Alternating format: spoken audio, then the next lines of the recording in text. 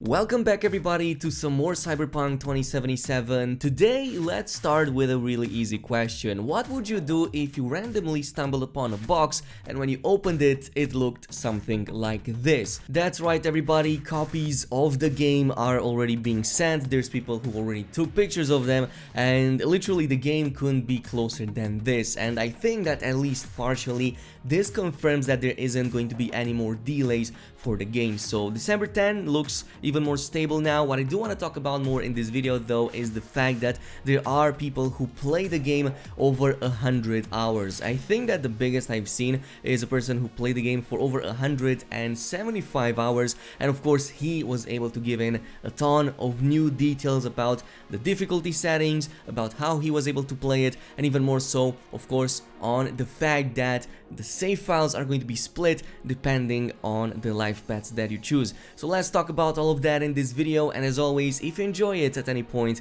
don't forget to leave a thumbs up on it. So let's begin with taking a first look at how the cover looks. Of course we have pictures of both the front and the back. So this is likely the regular edition on the PlayStation 4. Since it is going to be quite a sizable game, it comes in the form of 2 Blu-ray discs, but it also comes in with some other goodies like a World Compendium, stickers, postcards, a game map, and there's also some digital content access in there too. So this is quite a generous offer by CD Projekt Red. Of course, this is one of the best value games that you can pre-order right now, simply because of the amount of goodies that you get with even the regular physical edition. We also have of course a picture of the back. Unfortunately, this is lower quality, but you can still distinguish that there are some familiar photos over here of certain characters, Night City, of course one player, DualShock 4 ready, PS4 Pro enhanced, and it comes on 2 discs. But let's talk some more important details. Of course we have one of the lead QAs for Cyberpunk 2077 who was able to play over 175 hours as a nomad, even on harder difficulty. So this is probably the person who played the most, or one of the persons who played the most the game so far. Of course, since he is a QA lead, it's kind of given that he is going to play the game a lot, testing functionalities and seeing if the game works properly. But somebody asked him if this is a completionist kind of run, and he said not really. That's just one of the ongoing slow-paced playthroughs on the hardest difficulty, where I play more stealthily than usual, loot everything, use every feature the game has to offer. I take my time. So you can expect your game time to look similar to this if you're also playing on the hardest difficulty and trying to complete as much content as possible. And this really speaks a lot about the longevity of the game, especially since this is only one life path. So really impressive. And by the way, speaking of life paths, somebody asked if there are separate save files for each of these, and yes, he was able to confirm that every save file is marked with a life path, so you can distinguish between them, which actually sounds really interesting. Kind of begs the question, will you play one single life path from the beginning to the end, or will you eventually switch and play between these? Because there's definitely a choice over there to be made, and I'm probably going to be the one that does that. I'm probably gonna test all of these out and then change between one another and see which one I like from a story and character point of view. But he did go over more details about the difficulty settings and whatnot. So he was asked, would you recommend the hardest difficulty for the first playthrough? And he said, well, it depends on your preference and skill. I would definitely recommend normal or hard for the first playthrough if you like a challenge. Don't know about very hard though, but you can change the difficulty setting anytime, so I'm sure you'll find the most fitting one. And that is kind of like how it is in most games nowadays. You have the option to choose the difficulty when you start a campaign, but then right in the middle of the game you can just go in and switch to a different difficulty if you feel that it's too easy or too hard for you in the current one. Now moving on to the next bit, let's talk about another important feature that you are going to get with the game day one, and that's going to be a very extensive photo mode for all of you enthusiasts out there. And this actually kinda ties in really well with many of the comments that I got in one of my previous videos. So Laucon11 said, CD Projekt Red, let's include a ton of customizable cosmetic features. Also CD Projekt, let's make the game first person only. And well, that's not 100% true, you can still be in third person mode, though admittedly that's only for the driving. So when you drive vehicles, you have the option between first person or third person, but I will agree that that point is quite valid. I mean,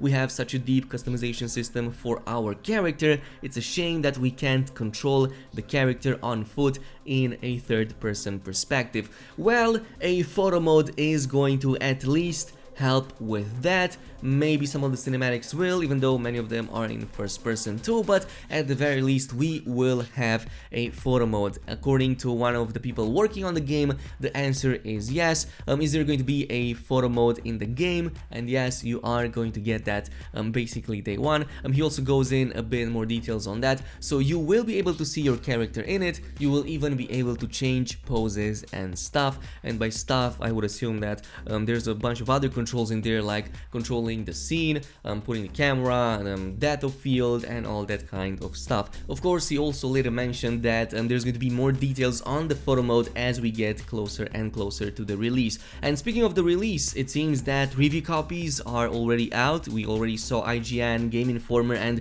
other big news outlets already being able to play the game for over 16 hours. So in the upcoming weeks, in the upcoming days, and prior to the launch of the game, I would expect a ton of coverage of Cyberpunk 2077 and a ton more details. But let me know down below, are you going to watch every single one of these videos and all of the coverage of the game prior to release, or are you the type of person who prefers going in a bit more blindly and getting surprised by what the game has to offer? Because well, I'm kinda in a mixed situation. I have to cover the game, but at the same time I would also rather go in blindly and just enjoy the experience. But let me know down below what is your opinion on that. Anyway, on a final note, the only thing that remains to talk about is of course the system requirements that have been updated by CD Projekt Red a couple of days ago. We also have this brand new video with ray tracing enabled that looks absolutely insane. Some of these shots are definitely my favorite. Like, the game looks quite different with ray tracing on. I mean, this is obviously true for any game, but in particular Cyberpunk looks so amazing in some of these shots that it's unbelievable. It kind of reminds me of when GTA 5 was released on the PC and it had all of those improved graphics and the puddles were amazing, and you were looking at these reflections at night in the puddles of all of the bars and the night sky that looked absolutely amazing. So that was one of the things that kind of reminded me because I seen this. But otherwise, here are the system requirements, and they are pretty okay, I'm not gonna lie. I mean, if you want to play on the minimum, yes, that's gonna be pretty high. I mean, you need a pretty good i5, not so good though, because this is a pretty old processor, so it shouldn't be that difficult to find. Maybe something even better than this. 8 gigs of RAM and at least a GTX 780 or RX 470, depending on if you're going with Nvidia or with AMD. But if you want to play on the Ultra Max settings, 4K, ray tracing on Ultra,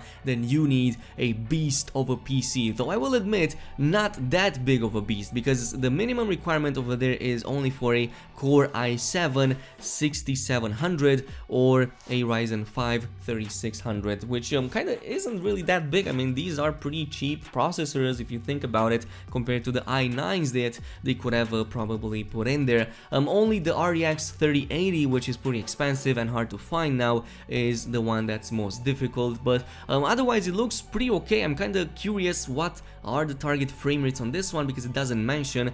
People have told me that this might be 60 FPS targeted, but honestly I think it's not going to be a consistent 60 FPS even with these settings and on this type of hardware. So yeah, it remains to be seen. There's gonna be tons of benchmarks, but in the meantime, this is it with all of the latest details on Cyberpunk 2077. In the meantime, if you enjoyed this video at any point, don't forget to comment, like, and subscribe. And by the way, go ahead and check out the previous video that I've made on all of the RPG systems in Cyberpunk 2077, and I'll see you guys next time.